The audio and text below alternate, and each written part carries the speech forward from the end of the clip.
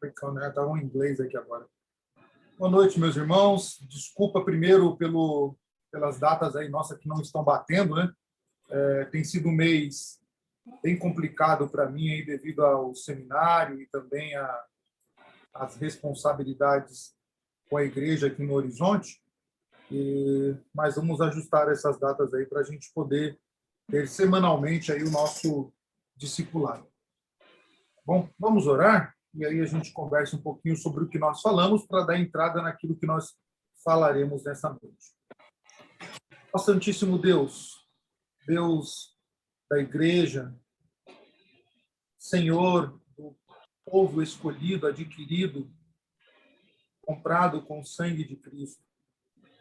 Obrigado, Senhor, porque Tu tens nos sustentado, Senhor, mesmo vivendo em meio a um tempo tão difícil, mesmo vivendo, Senhor, num contexto de mundo tão perverso, onde temos tantos desafios para enfrentar, Senhor.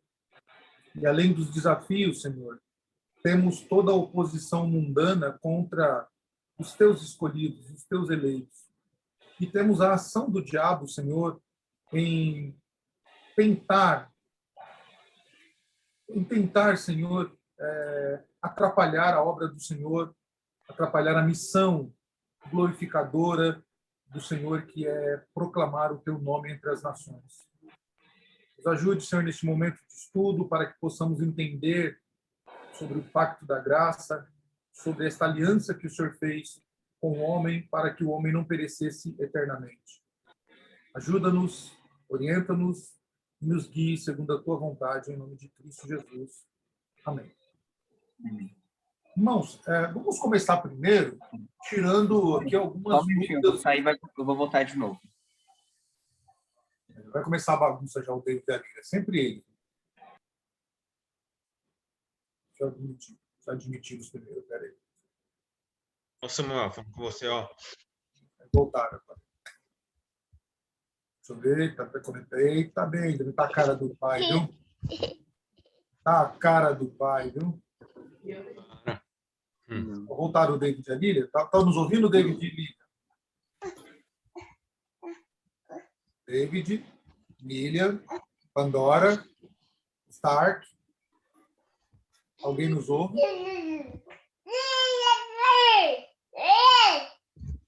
Lília, David, Pandora, Stark. Alguém se comunique conosco.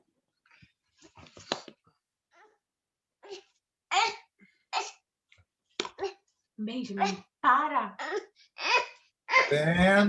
Ben. Que isso, Ben? Fazendo arte? Pronto, agora voltar. Bom, então, antes da gente entrar no tema de hoje proposto, que é o Pacto das Obras, o Pacto da Graça, eu quero começar primeiro tirando aqui algumas dúvidas de vocês, ou então, o que vocês entenderam ou não entenderam, ou o que vocês acharam interessante na leitura que fizemos na semana passada do texto do reverendo Mauro Meister sobre o Pacto das Obras.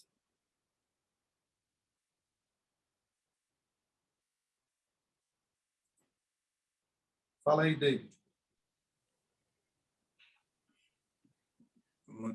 Não entendi a pergunta? A gente quer...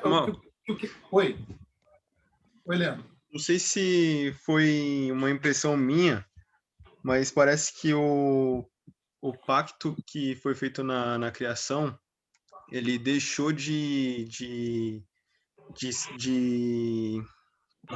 não de existir, mas ele deixou de ser vigente para ser substituído pelo Pacto da Graça, é isso mesmo? Exato, é isso mesmo. Então, o que a gente quer, David, assim, o que vocês entenderam ou não entenderam do Pacto das Obras, lá do texto do reverendo Mauro Meister, e algumas dúvidas que vocês têm ou algo que vocês queiram comentar. O que o Leandro falou é que realmente é isso. O Pacto das Obras, né, o Pacto das Obras, esse pacto era o pacto feito com Adão, que necessitava de uma obediência. Então, ele deixou de estar vigorando para poder entrar agora o Pacto da Graça, porque o homem violou este pacto. O Pacto das Obras, o homem violou quando o homem desobedeceu a Deus, quando o homem não cumpriu a parte que lhe cabia, que era o quê? Obediência. E para que o homem deveria obedecer? Aliás, por que o homem deveria cumprir esse requisito da obediência? Vamos ver se vocês lembram. Por quê? Sei que a Lília sabe isso aí de cor. Por que o homem deveria cumprir esse requisito de obedecer, que era a exigência feita no Pacto das Obras? Em consequência do quê? Do pecado. O que o homem ganharia se ele cumprisse o requisito desta aliança do Pacto das Obras, que era cumprir, e o cumprimento era obediência. Ele obedeceria, então ele ganharia o quê com isso? A salvação. É quase isso, né? Não é salvação porque ele não tem do que ser salvo. A remissão dos pecados, né? Não tem pecado ainda porque não cometeram o pecado. Ah, bichinho, então não sei.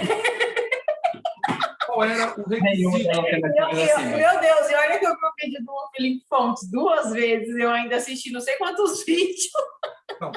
Lembra lá, qual é o acordo que o homem faz, que Deus faz com o homem, com Adão e Eva? Qual é o acordo que Deus faz especificamente com eles? Aumentar Adão e Eva, não lembro. Deus faz um pacto, o pacto das obras é com Adão e Eva.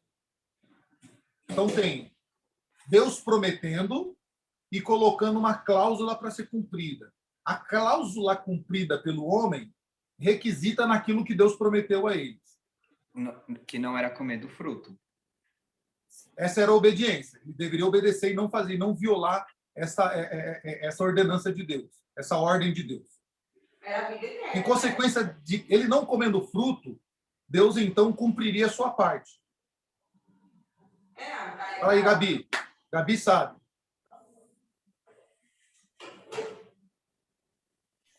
Eu não estava ouvindo, Samuel, porque o Ben fica gritando aqui no ouvido. Deus fez um pacto com Adão e Eva. O pacto das obras era com Adão e Eva. Eles tinham que obedecer. E obedecendo, Deus então cumpriria a sua parte. Quem violou o pacto foi o homem, não foi Deus. Então Deus promete a eles uma coisa. E só colocou a eles um requisito: obedecer, não comer do fruto da árvore, né? Eles comem, então eles perdem algo nessa desobediência. O que é isso? Qual foi o que Deus prometeu a eles? A morte. Se eles descumprissem. Isso. E a morte veio. Mas não tem uma promessa aqui. O pacto tem algo aí que é específico. Deus promete, olha, se vocês não comerem, eu vou dar isso. Se vocês comerem, né, no dia que vocês comerem, vocês vão morrer. Tá fácil, hein? Como diria aquela brincadeira da batata, a batata tá quente, quente, quente, quente, quente. Não é a vida, não, Samuel? A vida, Lília, vida eterna. Você sabia que a Lília sabia? Ela tá falando faz tempo. É que eu tô longe, mas eu falei isso já faz tempo. Sim, tá, que não deu para ouvir a primeira vez, mas era isso, vida eterna. Então, lembra? Deus promete no Pacto das Obras a vida eterna. Se o homem não cumprir, o que ele recebe? Ao contrário, a morte. No dia que você pecar, você morrerá, com certeza morrerá. Tá? A serpente, ela tenta a mulher justamente no quê? Dizendo, não vai acontecer isso não. Vocês se comerem, vocês vão ser igual a Deus. Então, o Pacto das Obras era vida eterna se o homem obedecesse, cumprisse o requisito, né? E o requisito a ser cumprido era obediência. Não havendo o cumprimento do homem na obediência, ele não receberia o quê? A implicação daquilo que era para ele obedecer, a vida. Não recebendo a vida, ele recebe a morte. Tá? Então, isso é muito importante saber, e como o Leandro disse, aí deixa de ser vigente o Pacto das Obras e agora entra o Pacto da Graça. Só para a gente poder alinhar, eu tenho esse gráfico aqui que é bem interessante, para a gente fazer um comparativo aqui da Aliança da Graça com a Aliança das Obras, ou Pacto da Aliança, ou Pacto das Obras, ou Pacto da Graça, tanto faz aí o nome, tá? Bom, no Pacto das Obras, Deus comparece como Criador e Senhor. Por quê? Porque Ele é o Criador ali, não há pecado, o homem não tem do que ser salvo, o homem não tem do que ser redimido. Por isso que no Pacto da Graça, Deus comparece como Redentor e Pai. Tá? O homem agora precisa ser redimido, e precisa ser conduzido de novo à santidade. No pacto das obras, não. O homem já é perfeito. O homem não tem a sua natureza contaminada pelo pecado. Tá? Por isso que ele tem um livre-arbítrio. E o que é o livre-arbítrio? O livre poder de escolha, tá? Sem influência nenhuma. O livre-arbítrio é capacidade de poder escolher algo sem a influência, uma influência externa, ou interna, no caso, né? Então, quando o homem peca, ele perde o livre-arbítrio, agora ele passa a ter o quê? A livre agência, mas ele não tem mais o livre-arbítrio, porque agora a carne é inclinada, o homem é inclinado ao pecado. Em todo o tempo ele é inclinado ao pecado. Então, na aliança das obras, Deus comparece como Criador. Então, Deus vai fazer aliança com o homem como? Criador e Senhor. Ele é o Senhor de Adão e Eva. Ele é o Criador de todas as coisas. Quando Deus cria o pacto da graça, quando Deus vai aliançar com o homem novamente, Deus comparece agora como Redentor. Né? Por isso que ele diz lá, da semente da mulher vai nascer um que vai esmagar a cabeça da serpente. Né? Então, Deus comparece ali como Redentor e Pai. No pacto das obras, a motivação é o amor e a bondade. É isso que deve motivar o homem a obedecer. Né? Ele deve amar a Deus e deve, então, crer na bondade do Senhor. Na aliança da graça, entra a misericórdia de Deus e a graça especial. Então, se na motivação do pacto das obras é o amor e a bondade, na aliança da graça é misericórdia e graça especial sobre os eleitos. Tá? No pacto das obras, não há mediador. Por quê? Por que não há mediador? Porque não tem um pecado, né? Não tem necessidade. Porque não há pecado. Não há pecado, não há mediador. Não tem quem medie aí entre Deus e o homem. Mas no pacto da graça, há um mediador, que é Cristo. Né? Hebreus vai dizer, né? A Bíblia toda vai dizer, mas o livro de Hebreus vai dizer, a carta aos Hebreus vai ser mais profunda. Né? Ele é o único mediador entre Deus e os homens. No pacto das obras, havia uma dependência, ou dependia da incerta obediência do homem mutável. Né? Ou seja, dependia da obediência do homem para se cumprir a aliança das obras. O pacto das obras dependia vitalmente da obediência do homem. Tá? O homem tinha que ser obediente, devia cumprir. Já no pacto da graça, depende única e exclusivamente da obediência de Cristo, o mediador. Por isso, irmãos, que no pacto das obras, o homem dependia do homem. No pacto da graça, não. Depende única e exclusivamente de Cristo. Todos os que são redimidos, todos os que são agraciados, são redimidos e agraciados por causa de Cristo. Tá? Ele é o mediador. Na aliança das obras, ou no pacto das obras, o homem tinha que guardar a lei. Tá? Guardar a lei era o caminho para o homem ter vida. Qual era a lei? Aquilo que o Senhor colocou. Não coma do fruto da árvore. Né? Daquela árvore específica, o Senhor disse, não coma. Isso era uma lei. Tá?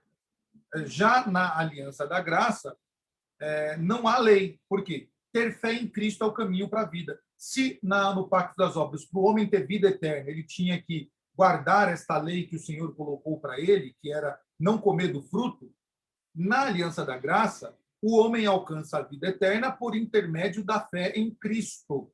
Tá? No pacto das obras, era conhecida parcialmente na criação. Está errado ali, tá? Criação. Pois a lei estava gravada no coração do homem. Tá? Então, onde é que estava a lei? No coração do homem. Então, o homem conhecia, ele conhecia parcialmente. Né? A criação era conhecida parcialmente, porque a lei estava no coração do homem. Já no pacto da graça, só pode ser conhecida por uma revelação especial. Né? Como é que Deus pode ser conhecido? Por uma revelação especial, positiva de Deus por meio de Cristo. Então, o homem conhece a Cristo no pacto das obras parcialmente e por meio da criação. Tá? Por quê? Porque a lei estava no coração do homem. Já no pacto da graça, o homem ele conhece Deus por meio de uma revelação especial e positiva. Deus se revelou plenamente. Então, quem quiser saber conhecer Deus, Jesus é a expressão máxima da revelação de Deus. Tá? E aí, meus irmãos, algo que nós não vamos tratar, porque nosso escopo é outro, mas nós estávamos conversando esses dias, né? E é curioso, até para vocês pensarem, por que Deus permite que a serpente esteja no jardim do Éden, quando não existe pecado ainda, para tentar Eva, para fazer com que Adão peque? Ou mais, por que Deus permite que o pecado entre no mundo? Já pensaram nisso? Por quê? Se o pecado entrou no mundo, entrou porque Deus permitiu que o pecado entrasse na vida de Adão e de Eva. Então a pergunta é, por que Deus permite isso? Por que Deus coloca a serpente lá no jardim para tentar Eva? Já pensaram nisso? É uma pergunta retórica, não? Não é retórica, é para vocês responderem mesmo. Eu sei a resposta, mas para vocês pensarem, porque deve chamar a nossa atenção. Deve chamar a nossa atenção. Não há pecado. O homem que foi criado puro, santo, reto, justo e bom. O homem, ele não tem pecado, nem Adão, nem Eva. O pecado, na sua escala, já existia em Satanás. Possivelmente, né, há duas teorias. Há uma teoria que Satanás peca ao mesmo tempo que o homem. Isso não é muito provável, porque a serpente é a representação de Satanás no jardim. Então, o pecado de Satanás acontece antes. E por que Deus permite que o pecado venha a existir? Tá? Porque Satanás não pode criar nada, nem o mal ele pode criar, porque se Satanás cria alguma coisa, ele é Deus. Só quem cria é Deus. Tá? Então, por que Deus permite que o mal exista? E por que Deus permite que a serpente, no jardim, tente Adão e tente a nossa querida e amada Eva? Querida e amada Eva. Já pensaram nisso? A gente já... Acho que a gente já estudou isso uma vez, se eu não me engano. Ah, então se estudou, então é bom. Então nos ensina aí. Não. Se não existisse o pecado, não haveria necessidade de um redentor. É isso, né? Aí não existiria. Então, a entrada. Parabéns, é isso. Parabéns, é isso. Se não há o pecado no mundo, nós nunca conheceríamos a Deus como conhecemos hoje. Nós conheceríamos Deus como Adão e Eva parcialmente. Nós nunca conheceríamos a Deus como ele é de fato. Hoje nós conhecemos Deus por quê? Porque o Redentor veio ao mundo. Jesus é a expressão máxima da revelação de Deus. Então, isso aí que a Lília falou, isso deve ser gravado, irmãos. Por quê? Porque os agnósticos, os ateus, eles vão usar a velha teoria de Epicuro, né? Os 3 pontos cardeais ali, podemos já chamar assim, de Epicuro, sobre a Deus e a soberania de Deus, sobre a onipotência de Deus e a bondade de Deus para negar a existência. Se Deus é bom, por que ele permite o mal no mundo? Porque ele não pode conter o mal. Se ele não pode conter o mal, mas ele quer, então ele não é todo-poderoso. Mas se ele é todo-poderoso, pode conter o mal e não quer eliminar o mal, ele não é bom. E se ele não pode conter o mal e ele não quer conter o mal, ele não é Deus. Então, essa é a teoria de Epicuro, um filósofo que existiu aproximadamente no ano 304 a.C., aproximadamente. Então, essa é a teoria de Epicuro para negar Deus. Porque o que os cristãos diziam, o que se dizia, né, acerca de Deus, que o povo judeu ensinava acerca de Deus, que Deus era bom e que ele era todo-poderoso. Epicuro, então, diz, ele não pode ser bom e todo-poderoso, porque existe o mal. Se o mal está no mundo e Deus é todo-poderoso e não quer eliminar, então ele não é bom. Mas se ele é bom, amoroso, como diz o judeu, mas ele não consegue expulsar o mal, então ele não é todo-poderoso, porque ele não pode expulsar o mal. Agora, se ele é todo-poderoso e ele é bom, e ele não expulsa o mal, é porque não existe Deus.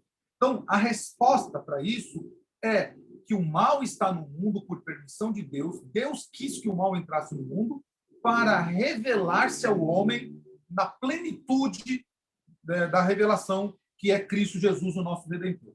Isso, irmãos, não esqueçam nunca isso. Anotem isso na Bíblia de vocês, guardem no bloco de notas do celular, cola na parede em casa, porque esta é uma pergunta importantíssima. Ensina o Benjamin sobre isso no CDzinho do Catecismo, naquele livrinho do Catecismo, tem isso também, ensinando sobre toda essa teologia da criação de Deus e também sobre a relação do mal. É muito importante que as crianças cresçam sabendo disso e que nós estejamos com essa resposta na ponta da língua para quando a gente for confrontado com essa falácia, essa narrativa, tá? Então, é por causa de Cristo, nosso mediador, né, e que Deus permite que o pecado entre no mundo. Por quê? Para que nós possamos conhecer a Deus como de fato ele é. Tá bom, meus irmãos? Mais alguma pergunta sobre isso? Não, eu não sei de onde que a gente viu isso, mas também, vamos supor que Deus não permitisse, na verdade, que o pecado entrasse no mundo. Sim. E aí tudo seria lindo e maravilhoso. O homem não teria, como é que fala? Alguém para adorar e, tipo, eles achariam que as obras deles são boas por eles mesmos. Sim. Alguma coisa assim. Eles, tipo, virariam tipo uma zona. Como se fosse, eu não lembro exatamente como é que foi, mas se não acontecesse isso, se Cristo não viesse, meio que iria virar uma zona, vamos dizer assim, porque o homem iria viver por viver. Então, isso é uma coisa meio subjetiva. Tá? Eu entendi o que você falou, também já ouvi, mas é uma coisa meio subjetiva, porque não temos como provar isso, né? Não temos como criar uma defesa mais robusta sobre isso, porque isso vai cair no subjetivismo. É uma coisa meio subjetiva. Isso aí. Poderia ser, como não poderia não ser. A gente não sabe. A gente tem que lembrar que o homem foi criado santo. Se o pecado não entra, ok, a coisa ia ficar maravilhosa, ia ser muito bom sem o pecado no mundo. Mas haveria uma lacuna, que é a plena revelação de Deus ao homem. Né? O homem não conseguiria compreender quem é Deus de fato, como nós hoje conseguimos compreender quem é Deus. Por outro lado, né, defendendo aí ou explicando o que essa linha defende, se o homem não tem essa revelação de Cristo, ele poderia se perder, né, o mundo entraria num caos. Ok, talvez sim, talvez não sabemos disso. Tá? O fato é que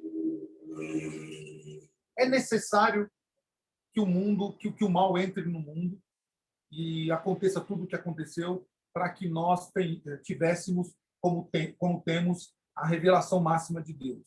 E podemos, assim, de fato, servir a Deus como nós servimos hoje, com convicção, com fatos, com uma análise teológica saudável e sábia de quem é Deus. Então, por exemplo, quando nós entramos em crise, quando ele entra em crise, quando acontecem os perrengues da vida, os sofrimentos, inclusive eu aconselho vocês a frequentar os PGs dessa semana, que o tema é sobre isso, sobre culpa gerada pela religião e culpa gerada pela alma, né? Pela alma doente, para quem tem depressão, para quem tem problemas não cognitivos, psicológicos, né? Eu aconselho vocês a frequentarem os PGs, para ser o tema da semana. Então, o mundo poderia entrar no caos? Poderia, mas é necessário que o mal entre no mundo para que nós conheçamos a Deus. Por isso, quando essas coisas vêm sobre nós, não abala a nossa fé. Percebe isso? Vou dar um exemplo aqui, claro, né? A Gabi, logo no começo da fé dela, passou por uns perrengues difíceis, que normalmente um cristão, um não cristão, não aguenta. Não aguenta você superar 2 falecimentos, né? A Lilian passou por um momento dificílimo da vida dela, que um cristão, um não cristão, não aguentaria.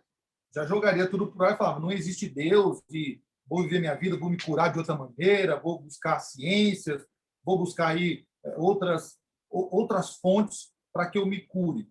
E o Leandro e o David também têm suas experiências. Então, o que nós podemos entender é que a revelação de Deus é necessária acontecer. E Deus escolheu que esta revelação dele viesse de uma maneira dolorida, sim, de uma maneira dolorida. O pecado ele trouxe um caos do mundo, né? O pecado ele desfigurou a criação, desfigurou tudo que Deus fez muito bom. Mas o fim glorioso, né, o fim disso tudo é glorioso. Quando nós lemos o Apocalipse, nós lemos Gênesis aqui, Apocalipse aqui. Em Gênesis, o pecado desconfigurou aquilo que Deus criou e manchou a criação. O homem é expulso do jardim. Parece que a serpente venceu. Em Apocalipse, tudo é restaurado conforme aquilo que Deus sempre quis. O homem é convidado ao jardim e o tema de Apocalipse é Cristo venceu. Venceu quem? Venceu o mal. O mal que entrou lá em Gênesis e desconfigurou a criação, em Apocalipse, Jesus Cristo vence ele. Vence o mal e tudo então é restaurado. E então podemos viver uma vida eterna agora, já com a santidade que Adão e Eva tinham, porém com o conhecimento de Deus como Adão e Eva não tinham. Tá? Então, isso é um tema meio complexo. Eu aconselho vocês a lerem. Eu tenho 2 livros que são muito bons, né? Esse aqui é bonzinho, mas abre bastante o conhecimento de vocês. Dá para ver aí, né? Ele é vou buscar aqui a câmera. Deus, a Liberdade e o Mal, do Alvin Plantinga. É um filósofo contemporâneo, muito bom, né? Teólogo contemporâneo. E esse daqui é um livraço para ler. Deixa eu ver aqui, pega a câmera aqui. Deus e o Mal, o problema resolvido do Gordon Clark. Tá? Muito bom esses 2 livros aqui. Ele nos ajuda a pensar sobre essa questão do mal. E também tem um outro muito bom, deixa eu ver se eu acho aqui. Acho que não está aqui, acho que alguém pegou emprestado e não me devolveu, que é do reverendo Eber, pai, né? Ele fala também sobre o mal, tá? Do reverendo Eber Pai, depois eu mando o título para vocês, não está aqui agora. Então, esses livros vão ajudar vocês a refletir um pouquinho e a entender um pouco sobre isso, e faz muita diferença aprender sobre isso para ter respostas na ponta da língua sobre os ateus agnósticos, sobre aqueles que querem negar a existência de Deus, ou negar a bondade de Deus, ou manchar o caráter de Deus. E também faz parte para você entender a aliança de Deus, a aliança da graça. Bom, primeiro, só recapitulando aqui alguns termos para a gente, que a gente teve umas 2 semanas, ou quase 2 semanas atrás, para a gente lembrar um pouquinho. Primeiro, a palavra para aliança aí, que é berit, né? Berit aí no hebraico, berit, tá? Essa palavra, ela significa aliança, é um termo próximo do termo que se usava na antiga Síria, que é beritu, que quer dizer atar, ligar, tá? Algo que é ligado, algo que é atado, que não pode ser rompido. Então, dá para entender por esta palavra, definir a aliança como um laço, um acordo voluntário ou imposto. Tá? Vocês são casados, vocês, quando decidiram se unir através de uma aliança, vocês fizeram um laço, né? Um acordo. No caso de vocês, foi voluntário, eu espero. Tá? Não foi imposto, foi voluntário. O imposto era uma aliança comercial em que se casavam os filhos para juntar terras, aí é uma coisa meio imposta, tá? Mas era uma aliança, não deixava de ser uma aliança também. Tá? A aliança de Deus estabelece com o homem, tá? É estabelecida com o homem, por ser o soberano, tá? O Senhor, por ele ser soberano, com a frágil criatura. Então, Deus soberano, o Criador, faz um pacto com o homem, a frágil criatura. Não pode ser partes iguais, tá? Porque sempre tem que ter uma parte maior e uma parte menor. Esta aliança, a aliança, então, ela vem acompanhada de ordenanças e mandamentos que devem ser cumpridas por ambas as partes. Certo? Só para a gente recapitular aqui. Bom, voltando aí um pouquinho da queda, que faz parte porque a queda ela marca a não vigência do pacto das obras e a vigência do pacto da graça. A aliança ou pacto das obras foi quebrado com os nossos primeiros pais, Adão e Eva. Tá? Deus começa a revelar a sua misericórdia. E olha que interessante, meus queridos irmãos. Pergunto eu, Adão e Eva sabiam o que era misericórdia? Não sabia. Por que eles não sabiam? Porque não tinha nada que acontecesse, ou que aconteceu durante toda a vida deles no jardim, que fizesse com que Deus se manifestasse misericordioso. Embora, né, alguns possam entender que o fato do homem receber toda a bondade, toda a benevolência na sua vida, não tendo trabalho nenhum em comer, em beber, não tendo a maldade, isso é um ato de misericórdia. Não, porque o próprio nome já diz aí, é a faceta da bondade e da benevolência de Deus, dando ao homem tudo o que ele precisa ter no Éden. Tá? Só fazer uma distinção aqui para vocês também, que o homem morava no Éden, mas não no jardim. O Éden é uma coisa, o jardim é outra. O Éden é o local, o jardim é a igreja, onde Deus se reunia com o homem toda a viração do dia. Toda tardezinha, o homem ia para a igreja conversar com Deus. E era o jardim, e não o Éden. Tá bom?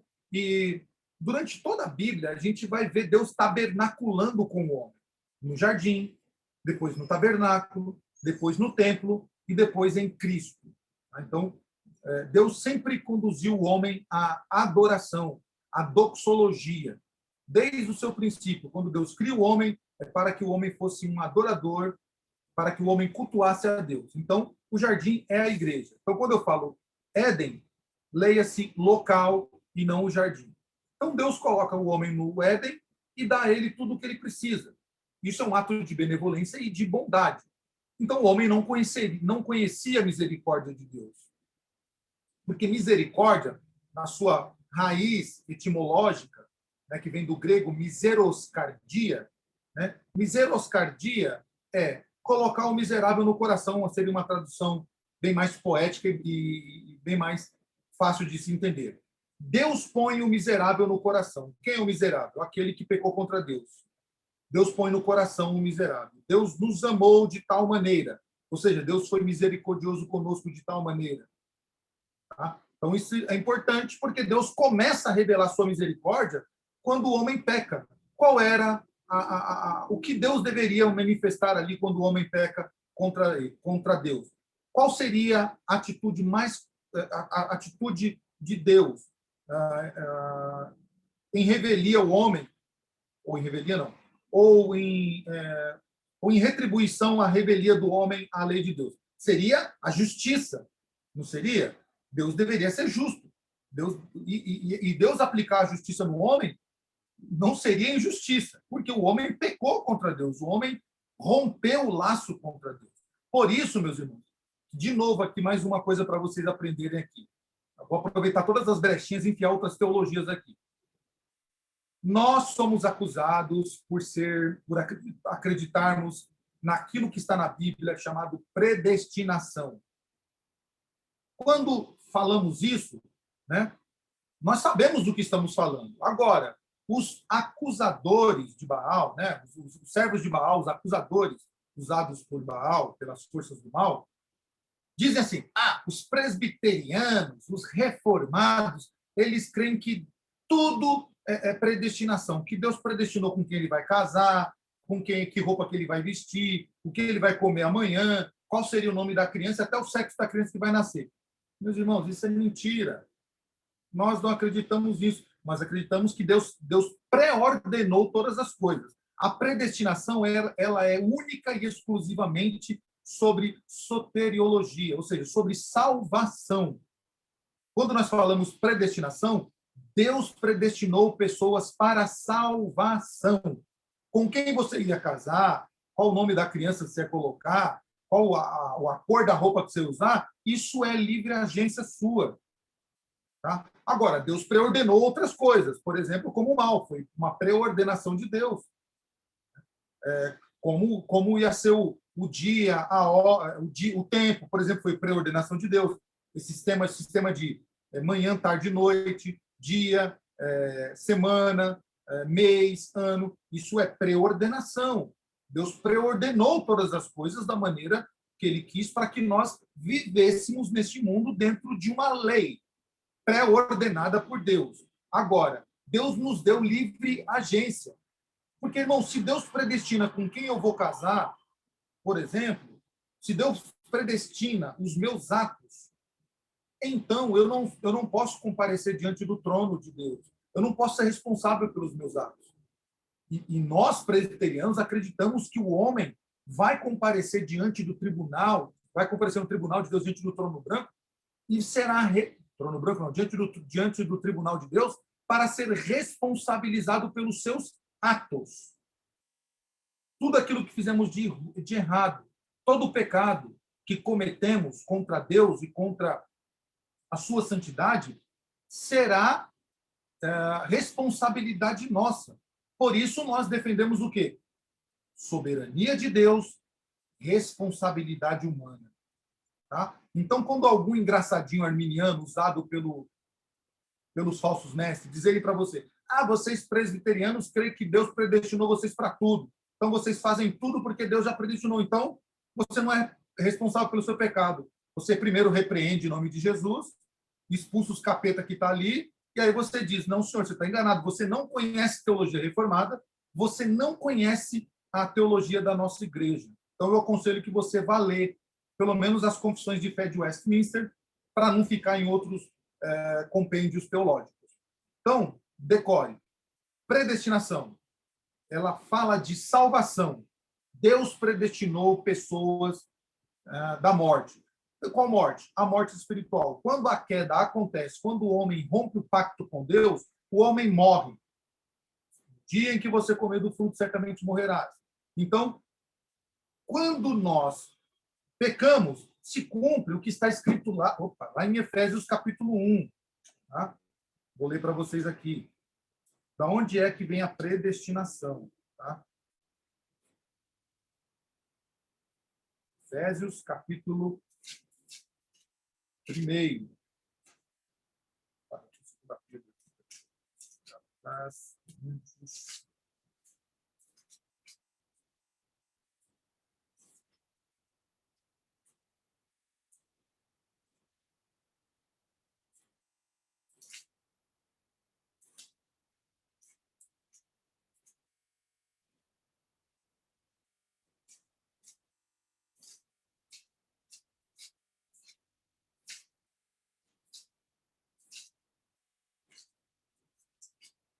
Para mim, a Bíblia que ela termina Apocalipse, ela começa as cartas depois de Apocalipse.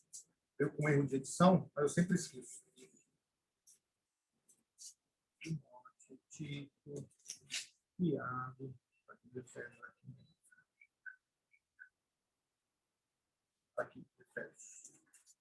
Olha o que diz lá. A partir do versículo 3. Bendito seja o Deus e Pai de nosso Senhor Jesus Cristo, que nos abençoou com todas as bênçãos espirituais nas regiões celestiais em Cristo. Porque Deus nos escolheu nele antes da criação do mundo para sermos santos e irrepreensíveis em sua presença. Em amor nos predestinou para sermos adotados como filhos por meio de Jesus Cristo, conforme o bom propósito de sua vontade, para o louvor da sua glória, da sua gloriosa graça, a qual nos deu gratuitamente no amado. Nele temos a redenção por meio de seu sangue, o perdão dos nossos pecados, de acordo com as riquezas de sua graça, a qual ele derramou sobre nós com toda a sabedoria e entendimento, e nos revelou o mistério de sua vontade, de acordo com o seu bom propósito, que ele estabeleceu em Cristo, isto é, fazendo convergir em Cristo todas as coisas celestiais ou eternas na dispensação da plenitude do tempo. Nele fomos também escolhidos, tendo sido predestinados conforme o plano daquele que faz todas as coisas segundo o propósito da sua vontade, a fim de que nós, os que primeiro esperamos em Cristo, sejamos para o louvor da sua glória. Aí ele vai falar depois, lá embaixo, no versículo, acho que no capítulo 2, deixa eu ver aqui. Capítulo 2. Capítulo 2. Nós que estávamos mortos em nossas transgressões e pecados, nos quais costumavam viver quando seguiam a presente ordem deste mundo, e o príncipe do poder do ar, da potestade do ar, o espírito que agora está atuando no mundo, que vivem nos que desobedecem, Anteriormente, todos nós também vivíamos entre eles, satisfazendo as vontades de nossa carne, seguindo os seus desejos e pensamentos como outros. Éramos, por natureza, merecedores da ira. Todavia, Deus, que é rico em misericórdia, pelo grande amor com que nos amou, deu-nos a vida em Cristo, quando ainda estávamos mortos em transgressões. Tá? Então, o que Paulo vai dizer? Que quando o homem peca, o homem se torna agora digno de morte. O homem merecia a morte. Quando o homem peca, ele está condenado. Toda a humanidade, representada em Adão, está condenada, está morta. Deus usa a sua misericórdia, escolhendo daqueles que já estão mortos, daqueles que estão que seria justo eles perecerem eternamente. Deus separa o quê? Alguns para a salvação. E os outros, Deus escolhe. Existe dupla predestinação? Não, não existe dupla predestinação. Existe somente a predestinação daqueles que estão mortos, que Deus então separa eles e dá a eles vida, para que eles então não pereçam. E o que Deus faz? Deus cria então, Deus preordena então meios pelo qual aqueles que estariam mortos, que estavam mortos, né, depois do pecado de Adão e Eva, meios para quais eles devem cumprir para que se estabeleça a salvação na vida deles. Qual é? Fé em Cristo Jesus, o arrependimento, tá? A conversão, e aí entra a confissão, a justificação, a santificação, e aí sim o homem será glorificado. Tá? Então é uma sequência que Deus estabelece para que esses, dentre os mortos, por causa do pecado de Adão, fossem então salvos. Então Deus predestina essas pessoas. Nós não acreditamos em predestinação de cor de roupa, de casamento. Se você não escolher alguém certo para casar, você vai sofrer a vida toda e não adianta culpar Deus. Né? Não adianta culpar Deus pelo trabalho que você escolheu. Deus me predestinou para esse trabalho. Não, Deus não me predestinou para isso, não. Deus predestinou o seu povo para a salvação. As nossas atitudes, que são livres, não é de livre-arbítrio, mas de livre escolha, devemos escolher as coisas nessa vida conforme aquilo que diz a palavra de Deus, sendo para a glória de Deus, para que então nós tenhamos êxito nas coisas que escolhemos. Deuteronômio, capítulo 28, diz Moisés, o Senhor Deus fala ali, através do Espírito de Moisés, para o povo: eis que ponho diante de vocês a bênção e a maldição. Escolham a bênção para que vivam. Tá? Então, nós temos a livre escolha de poder entre as coisas da vida, saber escolher com quem casar, em que casa morar, em qual trabalho eu devo ir, a cor da roupa, o que eu vou comer, aonde eu vou, o nome do meu filho. Tá? Isso são coisas que eu devo escolher. Tá? Não podemos cair no engodo desses falsos calvinistas que dizem: não, Deus escolhe tudo, inclusive a dupla predestinação. Deus escolhe pessoas para a morte, para o inferno. Não, isso não faz parte do caráter de Deus. Quem pecou foi o homem, violou o pacto das obras. Neste dia, então, que o homem rompe o pacto com Deus, o homem agora sofre a sanção da punição por causa da desobediência, que é a morte eterna, que é a morte espiritual, moral e física. Tá? Para que o homem não perecesse eternamente, Deus então entra com a sua misericórdia. Então, dentre aqueles que, através de Adão, vão perecer eternamente, Deus escolhe alguns para a salvação, os predestina para que eles sejam salvos e não mortos. Por isso que Cristo não morreu por todos, Cristo morreu pelos eleitos, tá? Pelos eleitos. Isso aí é uma outra leitura, tá? Que depois eu posso mandar para vocês também sugestões de livros para ler. Então, logo, Deus decreta uma inimizade entre a serpente e a mulher, né? Para não dar continuidade. Então, Deus revela a sua misericórdia, Deus decreta uma inimizade entre a serpente e a mulher para que não tenha continuidade deste pacto. Deus anuncia a semente do evangelho. Tá? Gênesis 3,15, então, é o texto-chave para nós entendermos a descontinuidade do pacto das obras e a vigência do pacto da graça. Entender que Deus, então, revela a sua misericórdia, decreta a inimizade entre a serpente e a mulher, ali que Deus vai decretar, da semente da mulher, vai nascer um que vai esmagar a cabeça da serpente. Ela esmagará a cabeça e a serpente lhe morderá o calcanhar. Tá? Mostrando essa luta que é constante, desde Gênesis 3 até Jesus Cristo. Sempre vai ter duas sementes, a semente da mulher e a semente dos homens. Sempre vai ter isso no Antigo Testamento. Tá? Vocês podem ler, sempre vai ter isso. A nação de Deus contra a nação ímpia. O povo de Deus contra o povo ímpio. Né? O escolhido de Deus quanto aquele que vem das trevas para perseguir o povo de Deus. Deus anuncia a semente do Evangelho, Jesus Cristo. Tá? Ele é o Redentor aí do homem. Tá?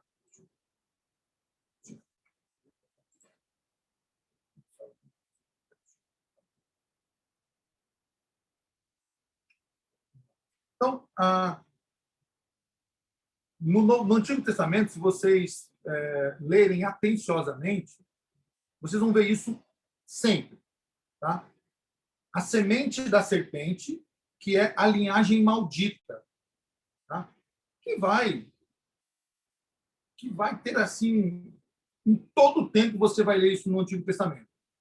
E a semente da mulher, que é a linhagem da aliança, que são os filhos de Deus. Gênesis 6, por exemplo, que é o texto polêmico, né?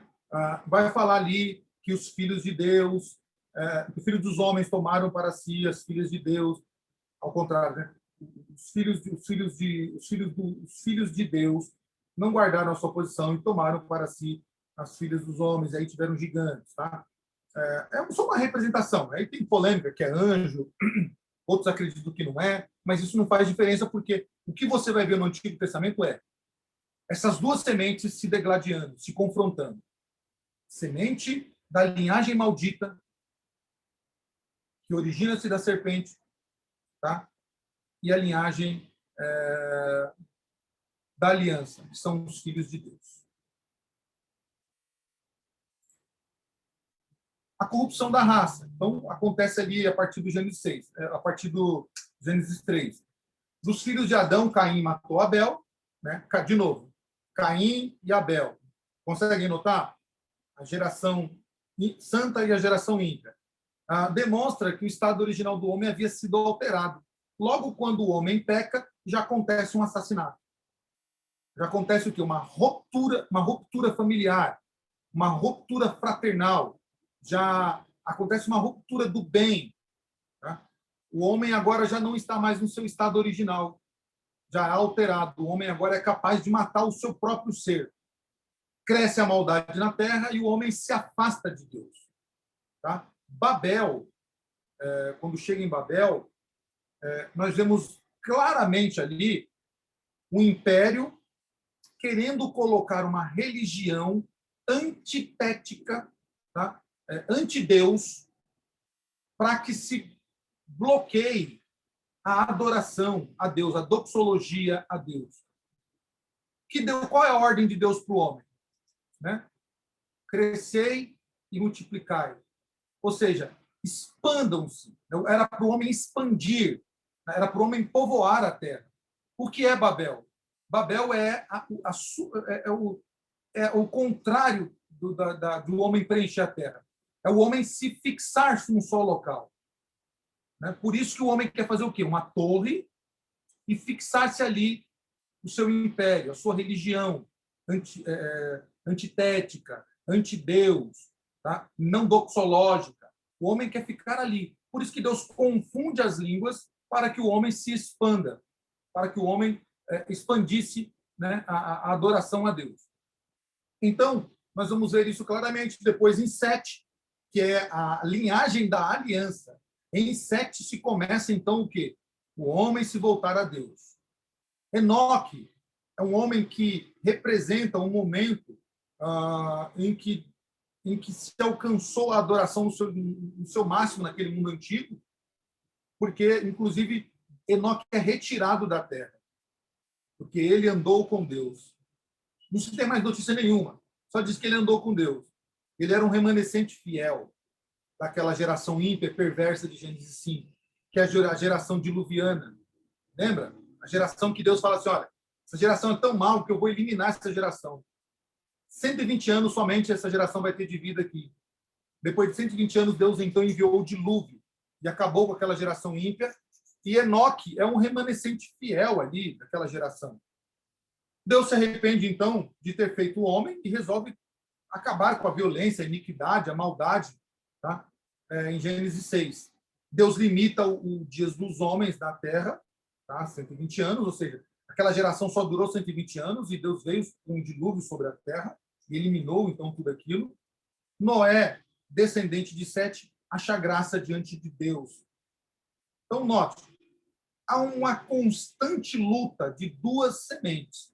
A semente da aliança e a semente perversa e a semente da serpente. Deus faz, então, uma renovação de aliança com Noé. A aliança adâmica, tá? Requisitava da obediência. O homem desobedece. Agora Deus faz, então, uma aliança com Noé. Dentro da mesma aliança, o pacto da graça, tá? Só a renovação. Chamada de aliança natural ou aliança da graça comum. Isso a gente vê lá em Gênesis 8. Deus, então, Deus se aliancia com Noé, tá? E essa aliança ela tem uma implicação também. Tá? Deus, então, tem algumas coisas aqui com essa aliança com Noé. Primeiro, preservação da raça humana. Deus quer preservar a raça humana, por isso Deus se aliancia com Noé. Deus extermina toda aquela geração ímpia, perversa, cruel, mas Deus, então, preserva a raça humana em Noé e em seus filhos, em sua família. Deus mantém as estações do ano para semear e colher, conforme ele deu lá em Gênesis 3, nos primeiros capítulos, com Adão e Eva. Deus contém a força da natureza, também o pacto não era para conter essa força da natureza, para proteger o homem da violência do próprio homem, para que esse não se autodestruísse. Porque se Deus não intervém aí com essa punição sobre o homem se ia se autodestruir. Era isso que estava acontecendo em Gênesis, até Gênesis 6. Esse pacto com Noé também ele implicava em a sucessão da raça, ou seja, para que a raça procriasse, crescesse, multiplicasse e povoasse a terra. O que era a ordem inicial lá com Adão e Eva. E o homem já estava querendo fazer o quê? Não estava querendo mais povoar a terra, estava querendo ficar no mesmo local, criar um próprio império, não procriar, não crescer, não multiplicar. Então, o pacto com Noé era para isso. Implicava em preservação da raça humana, em manter as estações, em conter a força da natureza, em proteger o homem do próprio homem e na sucessão da raça, para que o homem crescesse, procriasse, multiplicasse e enchesse a terra. Então, Deus ainda se aliancia com Noé, e isso também implica o quê? Que esta aliança reflete as bênçãos naturais e coloca como sinal deste pacto o quê? O arco-íris, que, infelizmente, a militância hoje tomou para si algo que não é dela. Tá? O arco-íris não representa uma militância perversa, sem nenhuma moral, sem nenhum pudor. O arco-íris é o sinal da aliança de Deus com Moisés. Não tem nada a ver com o movimento LGBTQ, não tem nada a ver com o movimento feminista, com esses movimentos trans, não tem nada a ver com isso, não. Isso é, como eles mesmos dizem, é apropriação cultural indevida. Eles estão usando algo que não é deles, né? Eles estão usando algo que não é deles, algo que é de Deus. O arco-íris representa a aliança de Deus. Meus irmãos, todas as vezes que você vê um arco-íris no céu, feche os seus olhos nesse momento e agradeça a Deus. Ore a Deus falando, Senhor, graças te damos, ó Pai, porque este sinal no céu é a confirmação de que o Senhor ainda cumpre a sua palavra, como o Senhor prometeu ao seu servo Noé. Quando nós vemos o sinal do arco-íris ali, é a confirmação de que Deus não destruirá a terra novamente com o dilúvio. Não é para ficar, que bonitinho, bater selfie, postar no Instagram, no Facebook, falar, vem cá, amor, vamos lá bater uma fotinha. Não é para isso. É para a gente lembrar do ato gracioso de Deus, é o pacto da graça vigente nos nossos olhos. E a gente quer tirar selfie para colocar no Facebook, no Instagram. Gente, que tipo de cristão que nós somos? Que tipo de cristão que a gente olha para o negócio ali e não memoriza, e não traz à memória que aquilo é o sinal da graça de Deus nos nossos olhos nos dias de hoje, mostrando que Deus nunca mais destruirá a terra como ele destruiu na época de Noé. Então, o arco-íris era o sinal, o arco da aliança, inclusive é chamado de o arco da aliança, com a promessa de que Deus nunca mais destruiria a terra como destruiu com o dilúvio. Deus mantém com os homens e os animais a aliança da graça comum. Sol, chuva, estação, casamento, cuidados mínimos que nós precisamos. Esses cuidados são para todos, justos e ímpios. Por isso que é chamado de graça comum, ou graça para todos. A graça especial falaremos depois. Existe uma graça especial. Porém, a graça comum, o arco ali representando, é um arco da aliança que Deus faz com Noé, mas que se estende a toda a população, a todo ser humano, seja ele justo ou não. Tá?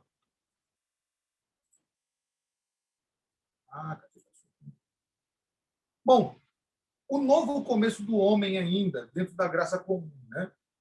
O Gênesis 9 está narrando isso. O dilúvio ele dura 40 dias, 40 noites.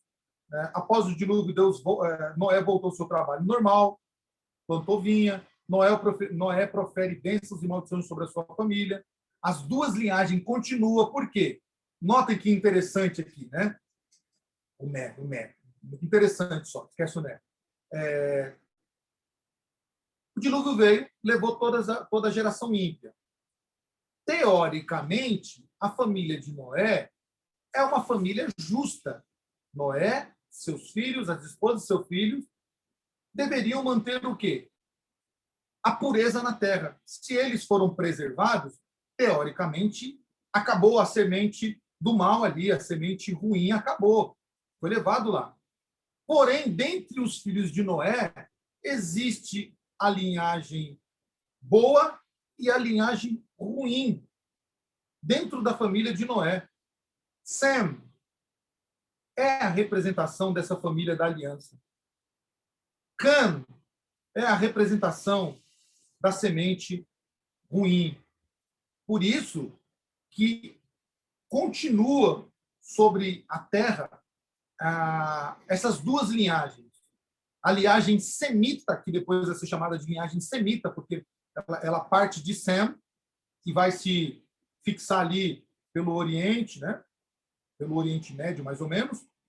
A aliança de Camita, né? ou a aliança de Cam, vai ser uma aliança, vai ser uma geração que vai se fixar entre o norte da Ásia e o sul, ao contrário, norte da Ásia e sul da África, né? Ou pela África toda, a semente camita e a semente de Jafé vão ser depois os povos europeus. Tá? Claro que sempre tem ali uma margem para cima para baixo. São povos diferentes, povos que vão povoar a terra.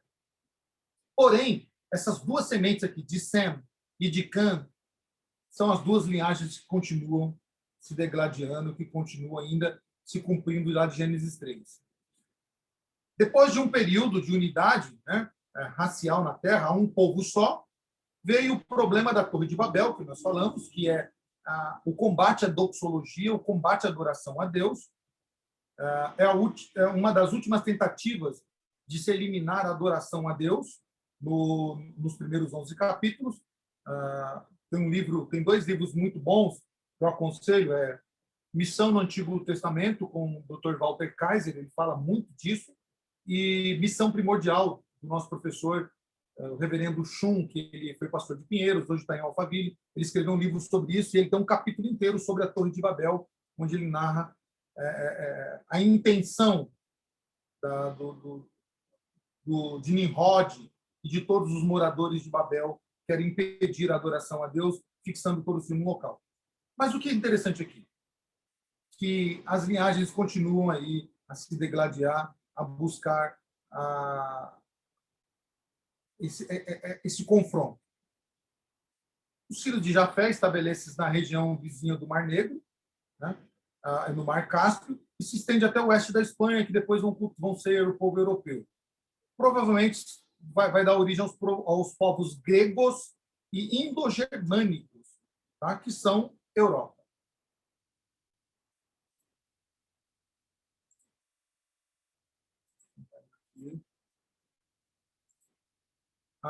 E aqui dá para vocês verem mais ou menos aqui. Essa parte verde todinha é onde a geração de Jafé tomou conta. Tá? Pode ver que aqui já está, aqui no azul já é o nórdico da Europa, né? Mar Mediterrâneo, né? Mar Negro. Então, onde os filhos de Cã, ou a geração de Cã, de Jafé vai tomar parte, né? Essa geração todinha aqui. Essa parte todinha aqui. O Samuel, eu não vendo essa parte, não. Oi? Aqui pra gente não tá aparecendo. Não apareceu aqui o Mar Mediterrâneo, Mar Negro, não? Não, pra gente não. Nenhuma imagem. Nenhuma imagem? Nenhuma. Não brinca. Poxa, que maldade com vocês, viu? Espera aí um pouquinho que eu vou compartilhar com vocês, né? Vocês não podem ficar sem ver.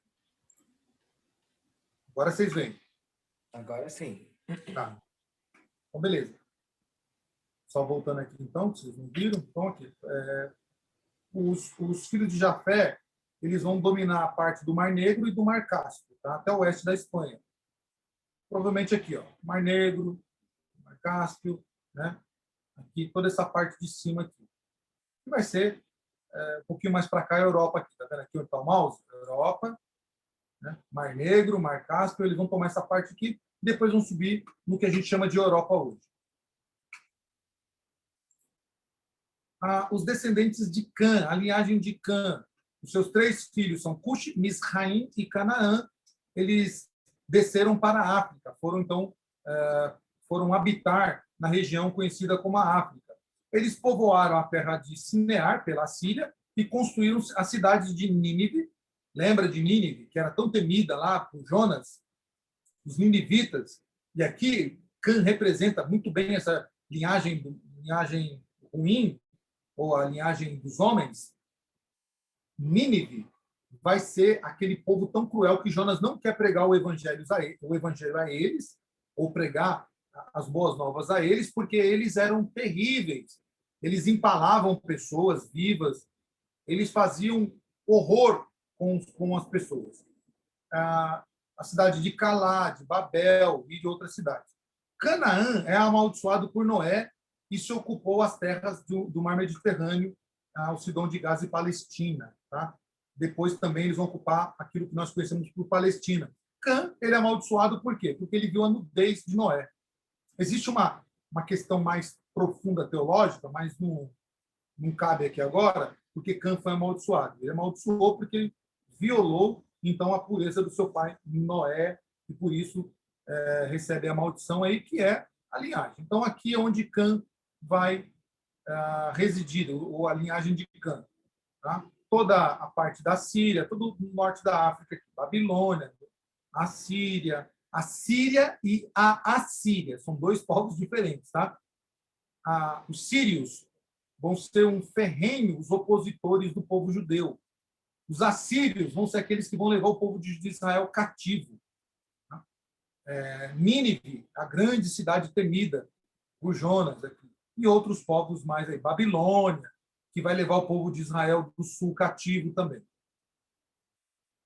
Sem e seus filhos. A descendência de Sem ocupa o Golfo Pérsico, atual Turquia e Iraque, as margens do rio Tigre e Eufrates, e as terras de Ur. Após 2000 anos, as cidades de Nahor e Mari eram centros fortes da cultura semita, uma questão aí comercial muito forte. A partir daqui, então, a narrativa bíblica, a partir de Gênesis 10, 11, a narrativa bíblica paira sobre a família de Sem, que foram 10 gerações até chegar onde? Terá, pai de Abraão. Nessa região de Ur, dos caldeus, justamente aonde,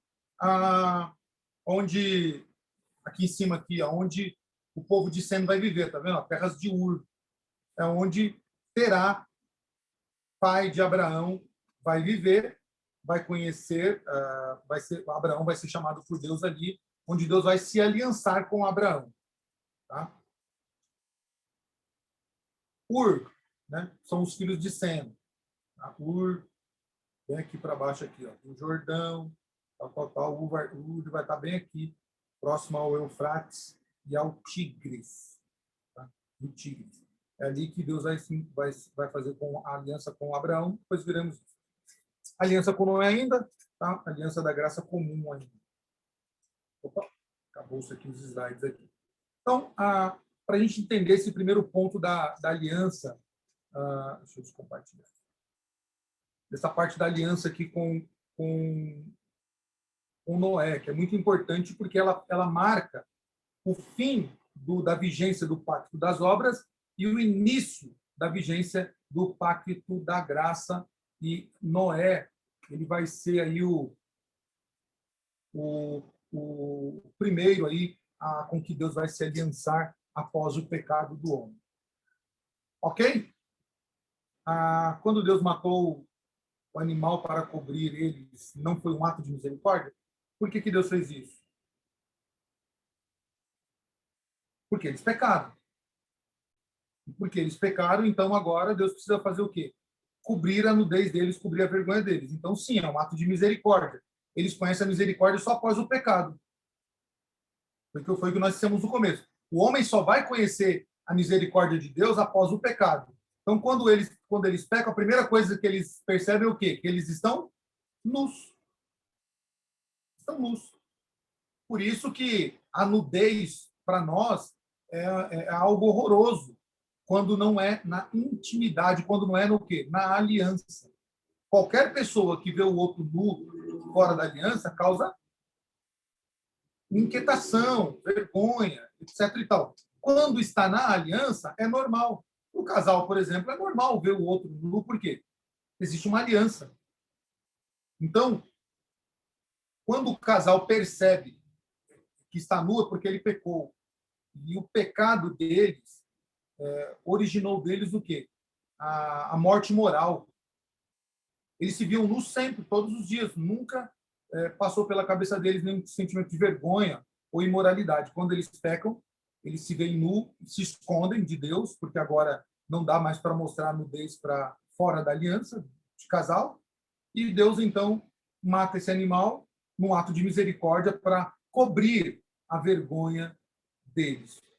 Para cobrir esse ato de imoralidade deles ali. Então, sim, o primeiro ato de misericórdia de Deus com eles. Tá certo, irmãos? Perguntas sobre essa primeira parte da aliança da graça. Semana que vem vamos ver a aliança com Abraão e com Moisés. Tá? E aí nós finalizaremos com a aliança, a última renovação de aliança, que está tudo dentro da aliança da graça. Tá? Não se esqueça, não são várias alianças, porque nós não somos dispensacionalistas. Uma única aliança, a aliança da graça, o pacto da graça, com renovações, tá? Em alguns pontos cruciais da história. Adão, Moisés, Noé, Abraão, Moisés, Davi e a milenial aí, que nós podemos chamar de aliança da graça, ou última aliança. Tá bom? Perguntas?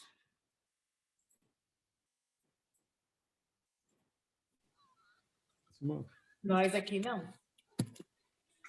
Mas aqui não. Mas ali também não? Tem o nós aqui e o nós ali. Oi, Leandro. Você pode esclarecer essa questão do dispensacionalismo para a gente? Tá. O dispensacionalismo é um sistema defendido. É um sistema defendido pelos hoje muito pelos pentecostais e alguns batistas. Né? Tem gente séria que defende o dispensacionalismo, como o pastor Marcos Granconato, como o pastor John MacArthur. Todos eles defendem o dispensacionalismo. É um sistema que defende que Deus age por períodos de dispensações. Então, não é como nós que cremos num pacto só, o pacto da graça. Eles creem, então, que Deus criou períodos em que Deus se aliançou com o homem. Tá? São períodos, por exemplo, a dispensação edêmica, que é a dispensação do Éden, só que o homem falhou, então Deus criou a dispensação abraâmica, ou noética, melhor dizendo. O homem falhou, então Deus criou a dispensação abraâmica. Essa foi falha. Deus criou a dispensação mosaica. O homem não consegue cumprir a lei. Então, Deus cria a dispensação davídica e a dispensação da graça, que é essa que nós estamos, e só falta agora para eles a dispensação milenial. Tá? Então, existe um sistema teológico que acaba é muito complicado, é como se fosse um labirinto, porque escatologicamente ela vai ter muitas complicações. Nós cremos no Pacto da Graça que o Pacto da Graça é um só, sempre existiu, não interfere na escatologia, porque nós cremos que o milênio ele é espiritual. Cristo vem uma única vez, busca a sua igreja, instaura o período eterno. No dispensacionalismo, não. Cristo ainda vai vir só para a igreja, um arrebatamento secreto. Depois Cristo vem para instalar o milênio literal, 1000 anos. Depois Cristo vem com a igreja para acabar com todos os males do mundo e instaurar o estado eterno aí. Então, no sistema dispensacionalista, acaba-se tendo aí até 3 voltas de Cristo. Com complicações escatológicas muito grandes, né? Muito grande na nossa visão. Você pode ver isso muito claro com o pastor Marcos Granconato. Ele defende, ele é um árduo defensor disso. Né? Tem um texto aqui, deixa eu ver se eu acho aqui para a gente explicar melhor isso aqui.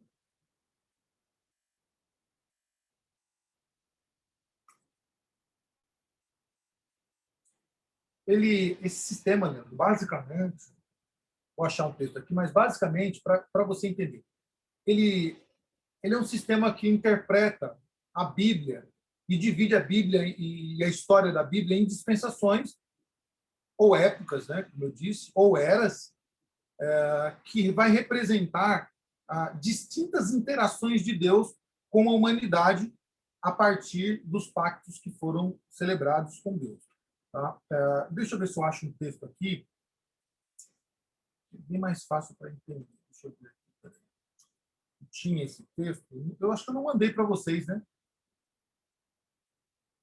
Acho que eu ia mandar, acabei não mandando. Samuel, Oi. seria mais ou menos, pelo que eu entendo, assim, é como se Deus não soubesse, vamos supor assim, teve o primeiro pacto, né? Estou falando dos dispensacionalistas. Deus fez o primeiro pacto com Adão e Eva. Aí Deus não sabia que eles iam pecar, aí Deus fez outro pacto com Noé. Não chega a ser assim. Eles não defendem isso claramente, né? Não defendem claramente isso.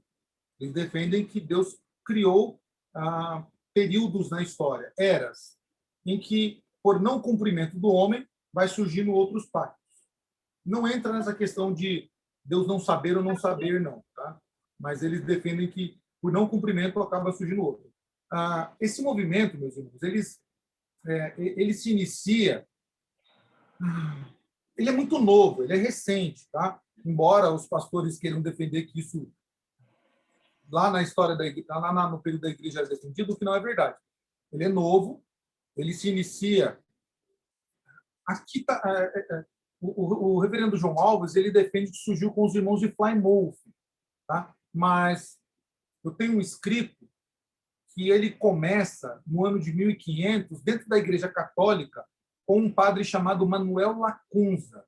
Esse padre Manuel Lacunza ele é um estudioso, então ele percebe nos estudos dele períodos na história em que Deus se aliancia ou faz um pacto com o homem.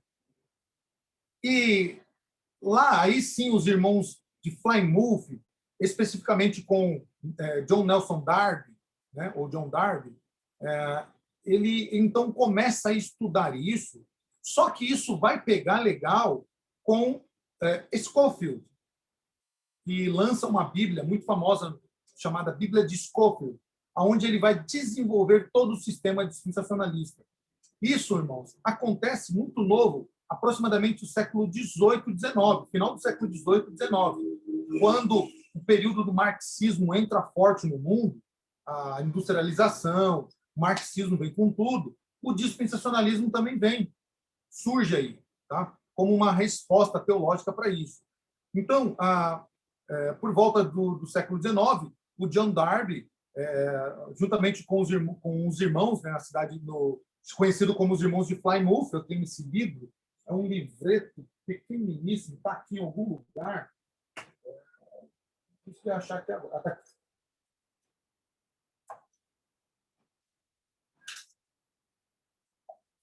Esse livrinho aqui. Esse livrinho aqui, cadê a câmera? Ele fala sobre isso, chamado Os Irmãos, né, de Plymouth. Ele vai narrar, então, todo esse engajamento de John Darby em desenvolver o sistema de dispensacionalismo, que, na verdade, já existia com o padre Manuel Lacunza. Ele, então, estuda isso, se aprofunda nisso, mas Scofield que vai expandir isso para o mundo todo e fazer com que isso pegue mesmo. Tá? Aqui embaixo aqui fica mais fácil para entender. Eu grifei aqui. Esse novo modo de interpretação bíblica, especialmente de profecias, ganhou popularidade rapidamente nos círculos evangélicos, graças ao grande trabalho de divulgação que dele foi feito pelo próprio Darby e por meio de seus seguidores, graças principalmente ao grande volume de livros, panfletos e artigos sobre o assunto que foram, desde então, escritos e ainda continuam sendo escritos. Né? Grandes movimentos como das conferências teológicas de Dwight Moody eram virtualmente controlados por dispensacionalistas. A escola fundada por Moody, que passou a se chamar Instituto Bíblico Moody, assim como diversas outras escolas teológicas, como o atual Seminário Teológico de Dallas, passaram a ser verdadeiros centros de doutrinação dispensacionalista nos Estados Unidos.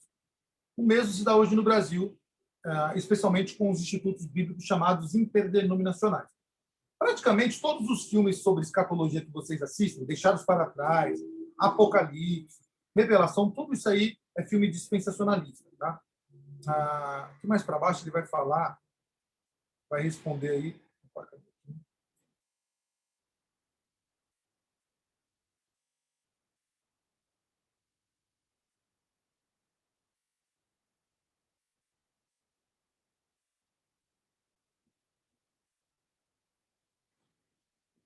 aqui. As premissas básicas, Leandro, aqui está bem mais fácil para entender, tá? Hoje eu mando para vocês isso aqui. Isso aqui é a premissa básica do sistema dispensacionalista, tá? Toda interpretação bíblica está ou deve estar subordinada a um determinado sistema, não há forma neutra de se abordar o estudo bíblico sem incorrer em ele. Um versículo da Bíblia isolado, do seu contexto, pode apresentar mais de um sentido e somente um é verdadeiro. Um sistema teológico pode ser definido, segundo o Gruver, como o entendimento global dos ensinos da Escritura e como esses ensinos se relacionam entre si. Para que a interpretação de um determinado texto esteja correta, é preciso que ela se harmonize com o ensino geral das Escrituras. É o que geralmente se chama de analogia da fé. O sistema teológico de alguém, porém, pode estar errado e, com isso, toda a interpretação à luz daquele sistema fica comprometido. Por isso que é importante, né, e é preciso que o próprio sistema esteja sendo sempre conferido e necessário, ajustado com as Escrituras para que possa conduzir a uma correta interpretação. A premissa básica, então, do dispensacionalismo é a forma com que ele interpreta a Escritura. Ele interpreta por períodos, ele interpreta as profecias de forma literal no Antigo Testamento, tá? Ele entende, o sistema dispensacionalista entende literalmente a interpretação das Escrituras.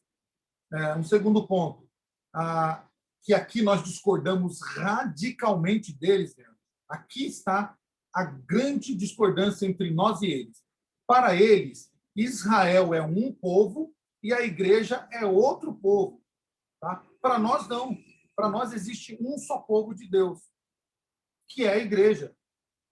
A igreja é a reunião dos judeus como um povo gentílico. Formam um só povo. Por isso que Paulo diz que não há mais grego, mais gentios, não há homem mais mulher, não há mais servo e nem senhor. Há um só povo. Tá? Então, eles entendem que Deus tem um plano específico para Israel e para a igreja. Deus arrebata a igreja, Israel fica, e Deus trabalha, então, com Israel, restaurando Israel. Nós discordamos disso. Nós discordamos da interpretação literal das profecias. Uma outra coisa que eles entendem que nós discordamos, aqui embaixo aqui. Eles têm uma teoria de que o período da igreja é um parênteses imprevisto no programa judaico. Ou seja, Deus tem um programa específico para o judaísmo. E o judaísmo é o centro da escatologia. Isso é uma falácia, isso é uma bobeira. Achar que o povo judeu é o relógio escatológico. Não é verdade. Não é verdade mesmo. Tá? Eles entendem que... Por isso que você vai ouvir muitas coisas dizendo assim, olha, olhamos para Israel, o que está acontecendo lá, porque o que estiver acontecendo lá vai nos dizer que Cristo está próximo para voltar. Não é isso. O ponto central da escatologia é aquilo que Cristo disse em Mateus 24, tá? E não propriamente o povo de Israel. E aqui está, né? Eles dividem todo o programa de Deus para a humanidade em 7 dispensações. Dispensação da inocência, da consciência, do governo humano, da promessa da lei e da graça.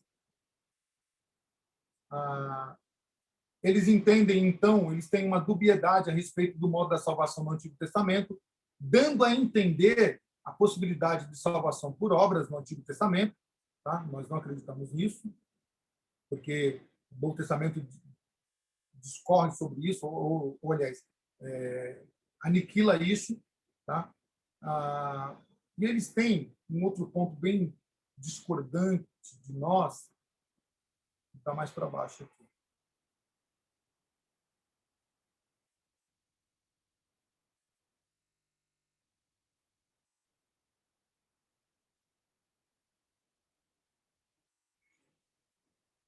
Tá? Ainda continua aqui sobre a separação de Israel, isso aqui é bem interessante ler depois. Tem os textos claros para defendermos que não há separação, não há 2 povos, há um povo só. Ô Samuel, se você me permite falar, igual você falou, as pessoas acham que a vinda de Cristo está próxima porque de tudo que está acontecendo em Israel. Eu acho até interessante a gente também saber o porquê que tem essa constante luta e briga, guerra, enfim, em Israel. E eu particularmente não sabia, e eu vi um vídeo explicando por que Israel e a Palestina, né, eles vivem uma constante guerra, luta, e sabendo disso, tipo, não tem nada a ver, ou eu posso estar falando besteira, mas tipo, não tem nada a ver com a volta de sim, especificamente de Cristo. Mas É uma explicam por quê. caso de território, porque a Palestina em si, eles querem tomar Israel, eles acham que Israel é dele, mas na verdade não é. Ali, de novo, é a briga das duas sementes. A semente do homem e a semente da aliança. Tá? É Ismael e Isaac. Tá?